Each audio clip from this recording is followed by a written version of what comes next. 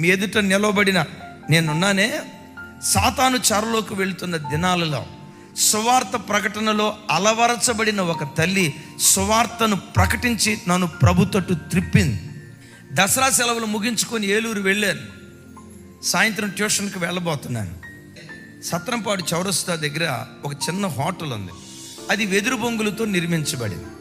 ఇప్పుడు క్రికెట్ మ్యాచ్లు ఏవో జరుగుతున్నాయి, న్యూస్ చూద్దామని చెప్పి హోటల్లోకి వెళ్తున్నాను. వెళ్ళేటప్పుడు ఆ వెదురు బొంగులు నేను చూసుకోవాలి. ఒక వెదురు బొంగు సరిగ్గా నా తలపైన ఇక్కడ గుచ్చుకున్న వెంటనే రక్తం బడబడ గారుతుంది. రక్తం బడబడ గారుతుంది. కళ్ళు బయలు గమ్మిపోయినాయి. రక్తం గారుతూ ఉంటే అక్కడ కూర్చున్న ఒక ఆయన అంటాడు, అసలు ఇవాళ రేపు కుర్రోళ్ళ కళ్ళు ఎక్కడ కనపడుతున్నాయండి. నేను విలవిలలాడిపోతా ఉంటే వాళ్ళ డైలాగులు చూడండి. ఈ మాటలింట నాకు అర్థం కాక రక్తం అట్లా ఉడుతూ ఉంటే ఒక తల్లి రానే వచ్చింది. ఆ హోటల్ పొయ్యి దగ్గరికి తీసుకెళ్ళింది. తన పాత చీర ఆ కొంగు చించి ఆ నిప్పుల్లో వేసి నుసి చల్లారిన తర్వాత నా తల మీద పెట్టి యేసు రక్తమే జయం, యేసు రక్తమే జయం, యేసు రక్తమే జయం, యేసు రక్తమే జయం అంట. అమ్మ మీరు క్రైస్తవులా అన్న. అవును బాబు నేను క్రైస్తవురాలని. మరి నువ్వు అంది.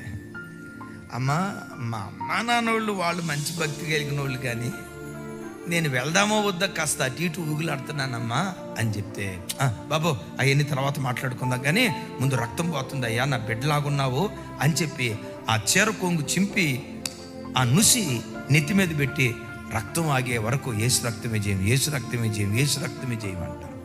నమ్ముతారా? యేసయ్య ఎట్లుంటాడో నాకు తెలియదు, కానీ ఆ క్షణంలో యేసయ్య ప్రేమను ఆ తల్లిలో నేను చూడటానికి దేవుడు కృప చూపించాడు.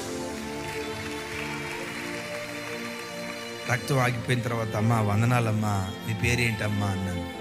నా పేరు మాణిక్యం అయ్యా. ఏం చేస్తారమ్మా? మున్సిపాలిటీలో స్వీపర్గా పనిచేస్తానయ్యా. ముగింపులో ఒకటి వదిలింది, ఒక డైలాగ్, ఒక మాట వదిలింది, బాబు వచ్చే ఆదివారం చర్చికి వస్తావా అని. ఇంతవరకు వెళ్ళలేదమ్మా, అప్పుడప్పుడు ఎప్పుడు వెళ్ళాను కానీ క్రమంగా వెళ్ళలేదు, తప్పకుండా వస్తాను. బాబు మా చర్చికే వస్తావా అంది. నేనేమన్నాను తెలుసా?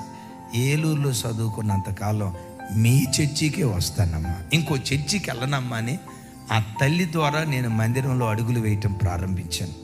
అద్భుతం. ఆ తల్లి చెప్పిన ఆ సువార్త నన్ను దైవజనుడిగా నిలవబెట్టింది.